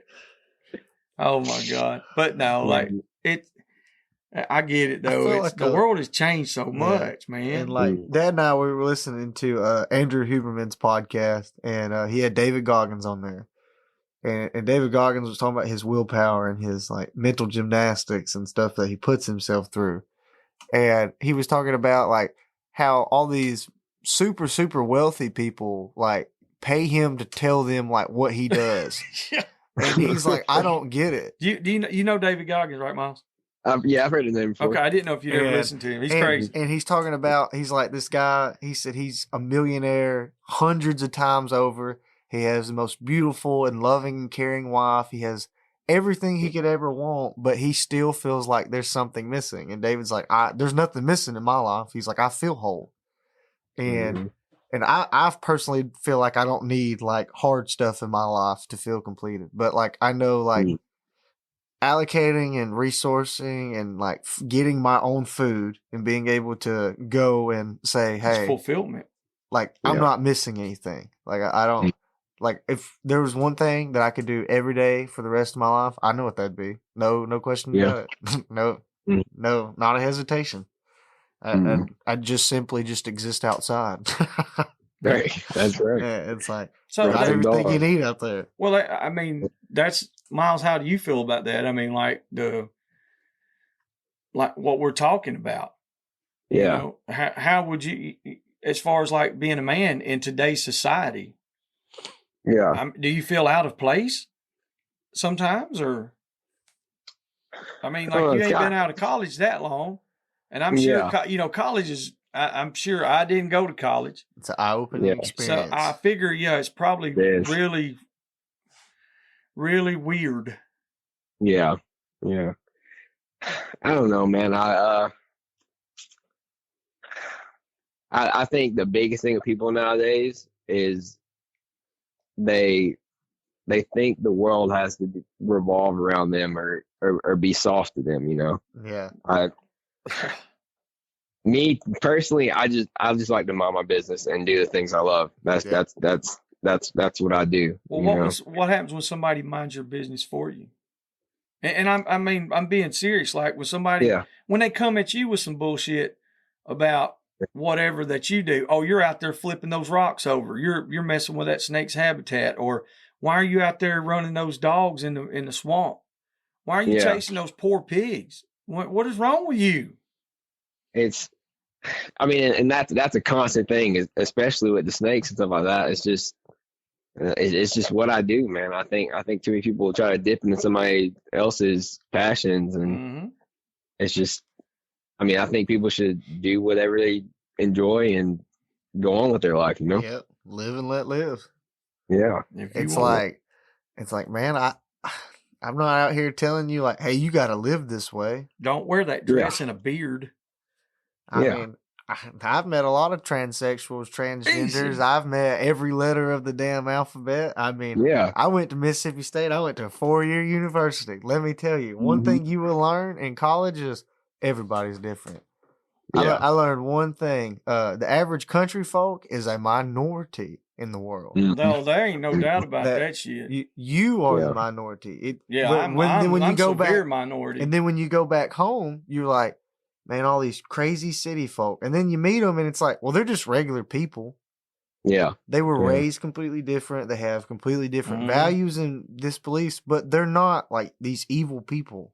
Look, I mean, we have people that come from big inner cities and come down and stay with us. It's a fucking culture shock to them. The first trip is like, it literally is a culture shock. They just can't believe how much fun they have. Yeah. They're like, dude, this is, like there's no worries. I'm like, for what? You know, what are we worried about? Like, we're going to eat. We're going to have a good time. Miles told me a saying one time, at the end of the day, the day's going to end. The day got to end, bro. Hey, there you go. That's what I'm talking about. Going in. When you put on your shoes, you wear them. Yeah. I think that's a new one there, boys. I got that one. That's it. You know, I think another thing on people is I think the media is another big part. Yes, people get sucked into it. They don't realize it's all propaganda. Almost any major media outsource, and I say major, basically anybody that's probably getting paid to talk. There's a good chance they're manipulating you. That's what we're doing. There's a good chance. We don't get paid. Never mind. Now, when we get paid, watch it. I'm gonna manipulate your ass. But it just trying to do the things that we do in today's modern society is it can definitely be stressful. And I can only imagine with people who live around bigger cities. Yeah, and one thing, like talking about the people with the bigger cities. So I understand that most of the country folk that I'm going to meet are probably God-fearing Christians, and I respect that. I respect that. I support you. I want you to believe and do whatever you can. But most of these city folks are not. Yeah. And so one way I've been appealing to them and trying to like talking about like being like, why are you getting on that pig or anything like that is like, okay, well, you believe in evolution, correct? And I'm like, they're like, yeah. I'll be like, we're not that far away. We're all animals. If a lion can kill a giraffe, why can't I kill something? I'm still an animal by your definition. We have a scientific name. Just go to the store and buy your meat where you're supposed to get it. Yeah, exactly. Where nothing was harmed. Yeah. And dog hunt. I mean, dog hunting's one of the most primal hunting there is. You know, it is. Yeah. without a doubt. I mean, that's why we have the dogs. Yeah, Mm-hmm. I don't see like having pets. Like emotional support dogs. I get it. I guess once I really stop and look at it, I can see where there's people that have went through a lot of things in life that helps them. Yeah. But my emotional support dog is a bulldog, and the emotion that he supports is my happiness from when he's smacking that bull hog upside the head and hanging on and swinging. He's about 35 pounds to 40 pounds, and that hog is 300, which most ours are about 100, but we can make them 300 pounds. Yeah. And that's what makes me happy. Mm-hmm. So I don't get the whole gist of what the argument is on a lot of it. I think it's just, like you said, miscommunication, misinformation from mainstream. I feel like most people, especially that don't come from a hunting background, they feel like most hunters are judging them as hard as they're judging us. Yeah. And we don't care nothing about them. Yeah. It's like, I don't ever think about you. Well, yeah, exactly. It's like, I'm not worried about their business. Yeah. Like Miles was saying, it's like, just mind your business and it's all right. Now, don't get me wrong. I don't wish nothing bad on any of them, on anybody. But it's like, I ain't waking up wondering what you're doing today. Yeah. But I also feel like that's why it's so important, like in any capacity of being an outdoorsman, is just being a decent person. I mean, you could expose 1 to 2 more people to like saying, okay, I might not ever go hunting, but I think hunting should be allowed. I think we should keep that around. Because there's plenty of people that, like I said, city folk that I've met through college and stuff like that. And like we go to class and stuff together, and like I help them study and stuff like that, or I might send them a study guide or, tutor them in something. And then, like we start just talking more about our personal lives, and like they learn about like I do a podcast, have all these hunting dogs and stuff. And then, they kind of might be standoffish or something, but usually by like, I never had a true interaction where they were just like, this is wrong. Yeah. They were like, never. Like there's a way to talk about it. Yeah. I think I've only, in all the years I've done it, I've had one interaction. But there's going to be lunatics.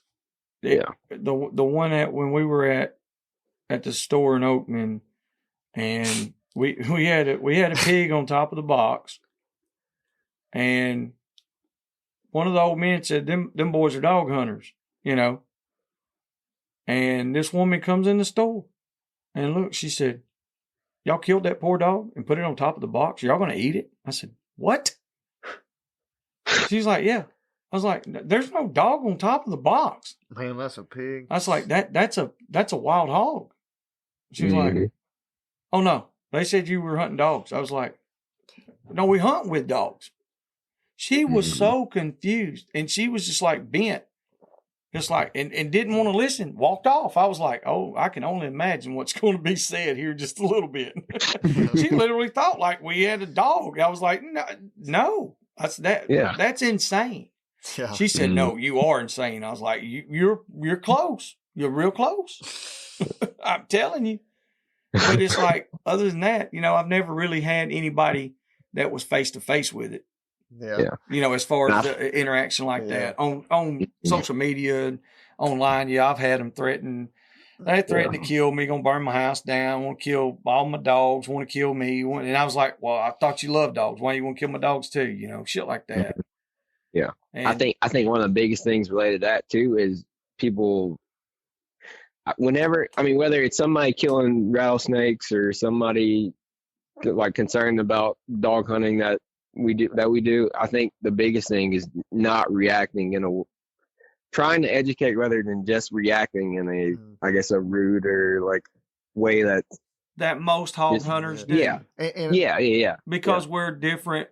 A lot of us are different. Most people think that when you respond to an argument, that's defending yourself. I'm like, that's not defending, that's arguing. The only time you defend yourself is when somebody's trying to harm you and you shoot them or hurt them, or you're in court. Other than that, you're just arguing. Let's do something that's never been done. We're going to do a role play.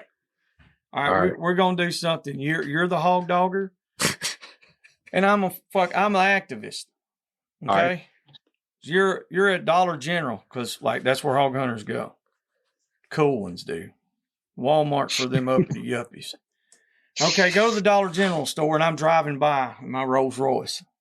Because my mom's banned from Walmart. Yep. So She really is. My wife is. My mom is, and my wife is. So anyway, I pull up, and I'm like, "Sir, what are you doing with them dogs in the truck?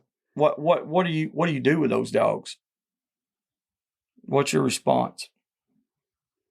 Let's see. These are trained hunting dogs. What do you hunt? I hunt everything, but I usually target feral pigs. Oh, so you target poor innocent animals of any kind? So like, you kill peacocks? Are you a peacock killer? Like I said, I hunt everything, but under legal rules and only in areas that I'm legally allowed to hunt. Well, they have rights, and that's not legal. You got an AR-15, don't you? Is that what you're shooting them with? Yeah, that's right. Yeah. But no, I think I go with more of an approach of see that one's hard because that's the extreme. We're having a conversation. I'm an activist. You got to answer me like that. Like you're the hog hunter. Now, come on, let's do this. Miles would be laughing just as hard in person. I guarantee. So okay, yeah. So that'd be a hard one, man. All right, now you do that interaction. Let's me and you do it. Now you be the activist. I'm at the Dollar General. Mm-hmm. Man, what? Same thing. Do the same thing. Why do those dogs have so much scars on them? Because they're real dogs. They're not shit eaters.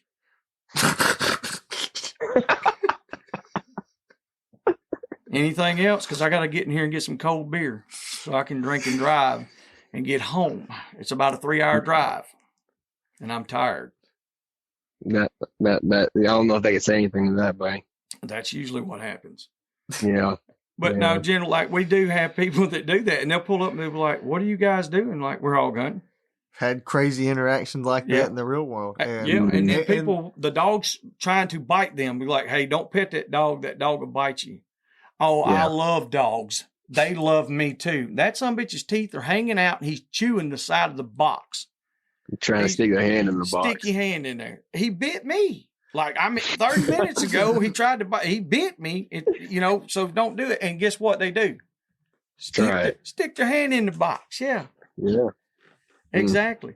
Now, and honestly, the way that you approach it and the way you handle it, that's what reflects on all of us. And so me saying that shit, like I just said, because they're not shittiers, blah, blah, blah, that's really what I want to say. Mm-hmm. But even the person that I am, I think about you and every other guy out there that's running dogs before I open my mouth and say that.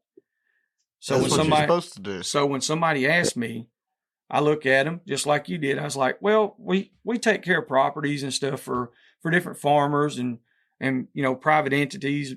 Mm-hmm. And we got different hunting clubs and stuff like that. And they're like, oh, so what all do y'all do? Y'all just hunt and kill stuff? I was like, well, no, not really. Like there's a big thing that goes with it. And then I start getting into all these statistics, just like you would, just like Nate would. We try to be on the up and up. And I'm not saying that all hog doggers are damn retarded or dumbasses. I'm not saying, please don't think that by no means. But some of us carry ourselves different than other ones. And I used to be that guy that was literally tell you, fuck off real quick.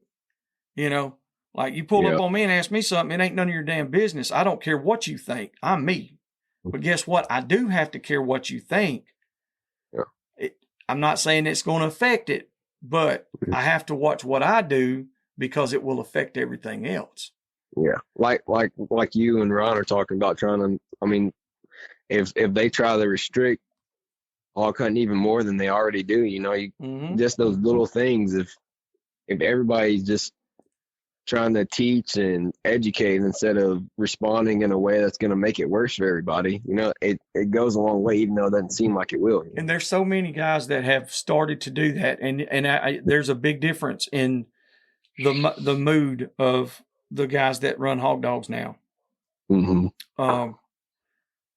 It's crazy, man, because in this whole past 20 years, I've seen it to where when I first started, nobody wanted to help you. They didn't want to tell you nothing. Damn sure didn't want to take you nowhere that they hunted. And I get it, and I know why. Because I done it, and I went through all those same things, and it makes you cold and bitter. And all of them was pretty rough people. Yep. They were great people. They was just rough. They're just rough. And so it's like, the world has changed, so we have to evolve with it, just like the hogs have evolved. That's the right. dogs have to evolve, and we as humans, as hunters, we have to evolve as well.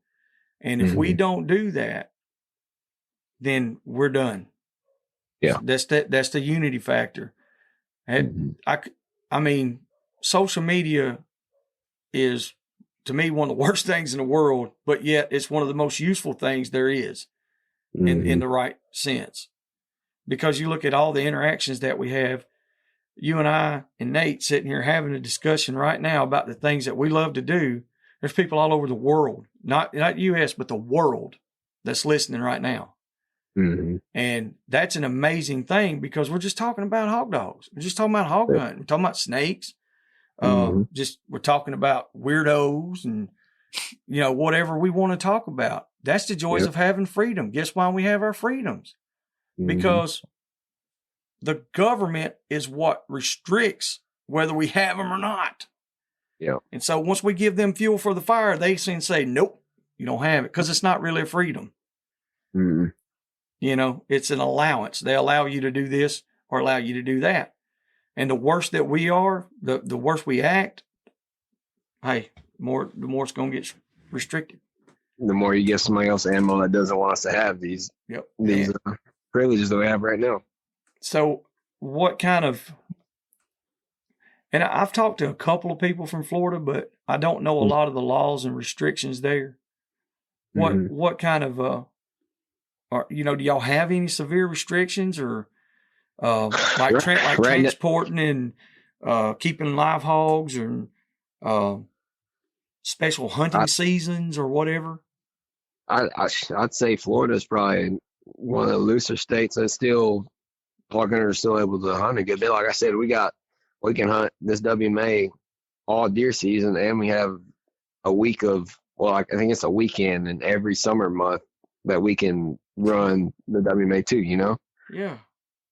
And I mean, like I said, we don't have any other rules like you guys have as far as like turkey season and stuff like that. I think Florida is definitely the looser of states. I want to jump on that turkey season right quick because I have said in the past that it's illegal to hunt in Alabama during turkey season. That's on public or open permit land. Yeah, they changed the way the laws it's the wording. Gotcha. You like we can hunt on our private stuff. Yeah. Like our personal lease, we can hunt it. If somebody has if they're in a hunting club and they don't turkey hunt there and they allow hog hunting, that's fine. But if it's open permit land or the way the laws WMAs or public land at all, no, you can't. The way the laws wrote, it's no running of dogs after 3 a.m. on open permit lands. So that it kind of just like, but used to it said no running of dogs after 3 a.m. during spring turkey season. Yeah, and like that's all it said. Just the gray area. It didn't have the open permit lands.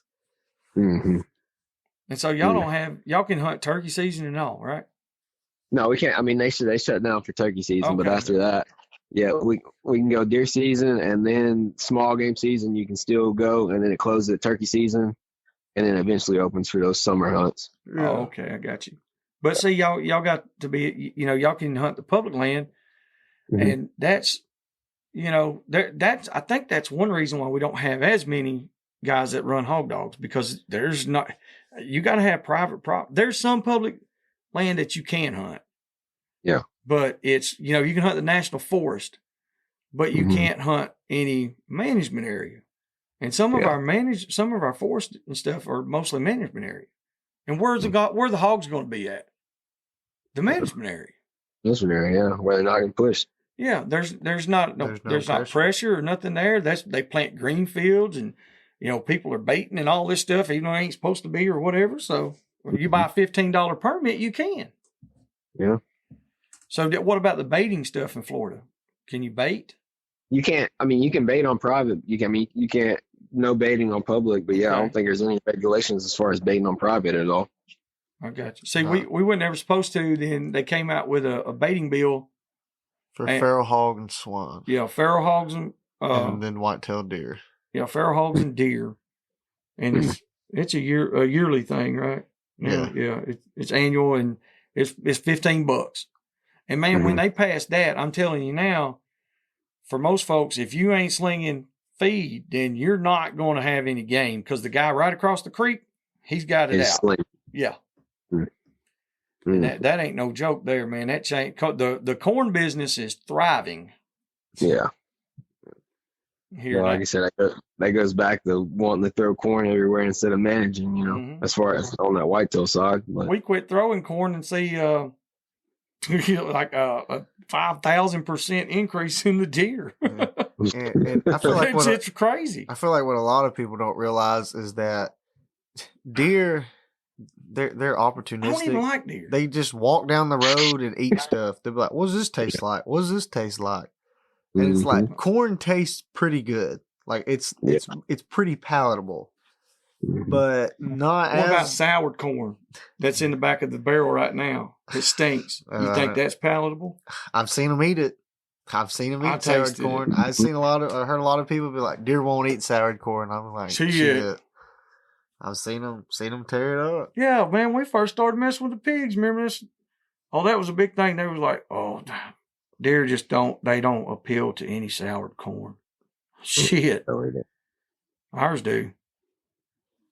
And then that corn, I mean, it's nothing but an attractant. It's nothing but bait. Like there's no kind of nutritional value to it. Does corn have like 10% protein?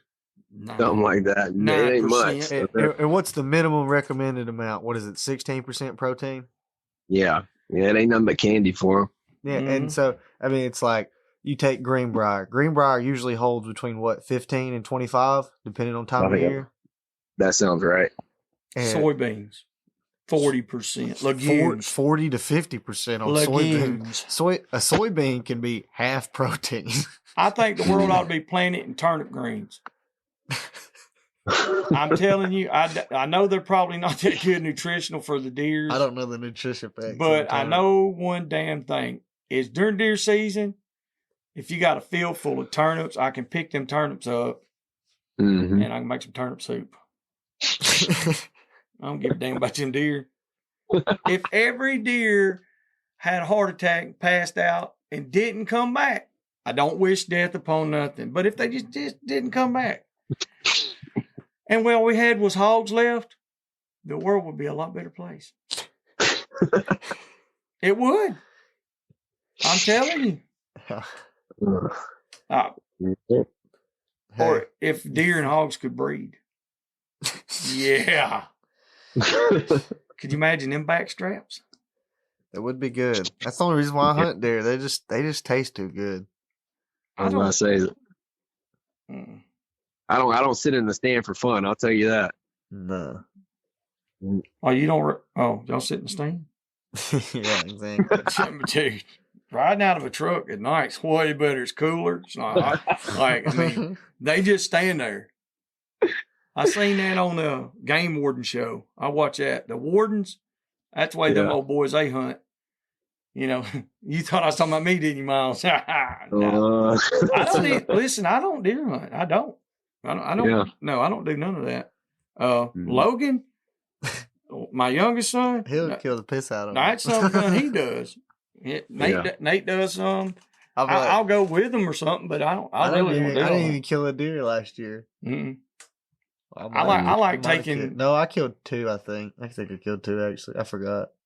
I don't know. I cleaned like 18 though. What's y'all's limit on deer?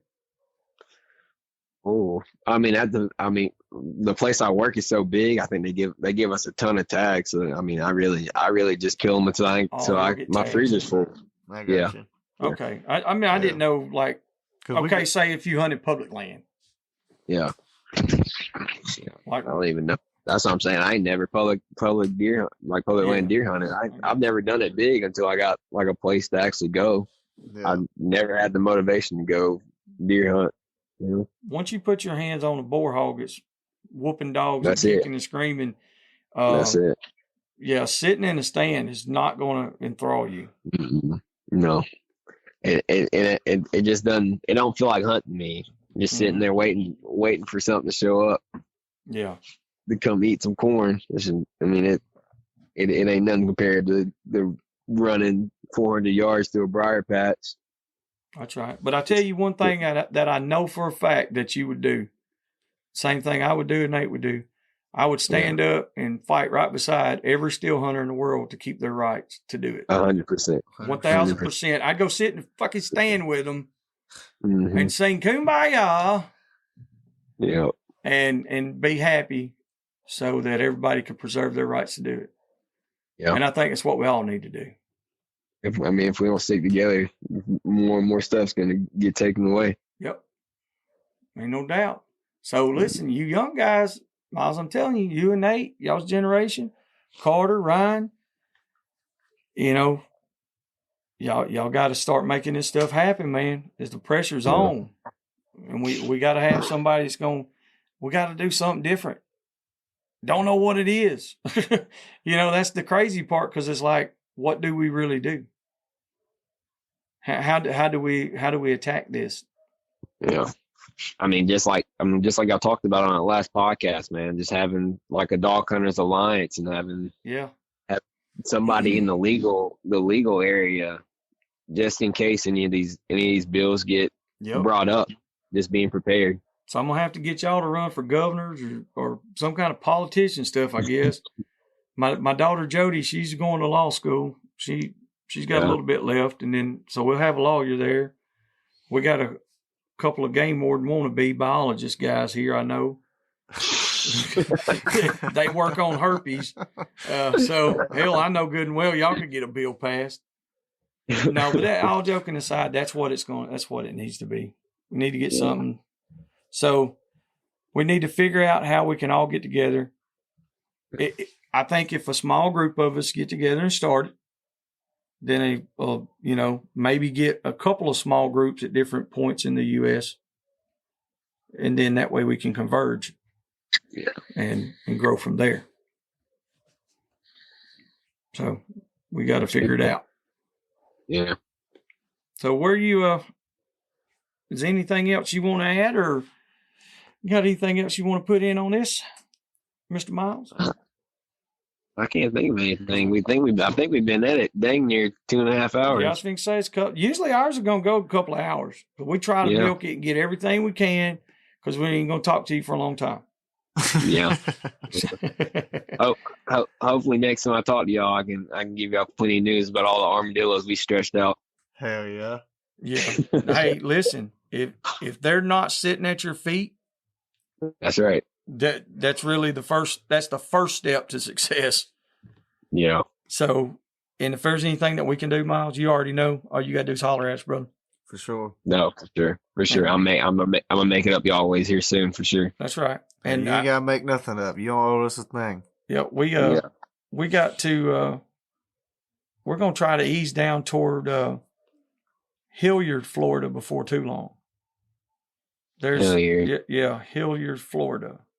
Mm-hmm. See where that's at in location to you, and we'll see if we can't make it all work. Yeah. And we'll have to get it all figured out, but we'll do that. And but man, we appreciate you being on. Thanks for your insight, especially with the wildlife biology stuff.